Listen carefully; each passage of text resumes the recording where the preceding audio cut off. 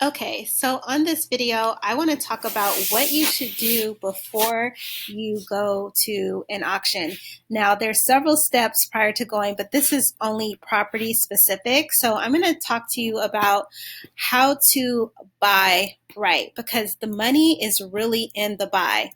So today I'm going to just go over, this is one of the properties that I will be focusing on, and it's 3217 Tom Ellen Street. And I'm just going to give you a quick snippet of what I do before I even drive out or try to make calls or even run numbers on the property. Just some quick, simple steps on what you want to verify to even see if this property is even worth pursuing. So the first thing I always do is I locate to make sure that the amount is in my estimated minimum budget. I also verify this value. This adjusted value is mostly the tax assessor's value. It's a very conservative number. Most of the time the number is higher, but there's still, as you can see, a really good spread.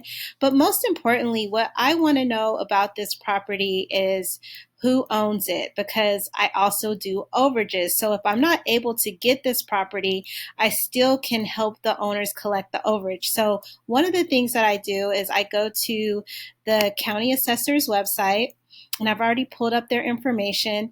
And what I want you to know is it's really good. Some counties have it and some counties don't. This is just all the owners on the property. Some counties will have recorded deeds or liens on them. I particularly don't worry about it in this county because once you buy it from the tax deed auction, all liens are clear, but that's not the case in every county. So this just basically lets me know who owns the property. It's George and Martha. They don't have a different mailing address. So, and it doesn't appear like there's any other deeds on this property. So it looks and appears that it's free and clear. That's something else, which most tax deeds, you don't have to worry about that anyway. But that just lets me know that they own it. The second thing I want to show you is you want to go to the accounting office part. This is really important because in the state of Texas, if it's homesteaded, it's 2 years. If it's not homesteaded, it's 6 months.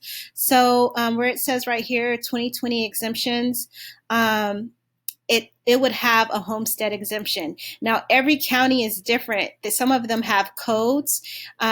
This one does, it would have like an H code, but there's no exemption. So this would be a 6-month redemption as opposed to a 2-year redemption. So now that I know that about this property, I will pursue it because now I know it only has a 6-month redemption period because there's no homestead and they're the only people recorded on the title. Those are 3 things that's really important before you pursue any property. I'll go over that again. Number 1, you want to make sure that there's enough value versus the minimum bid.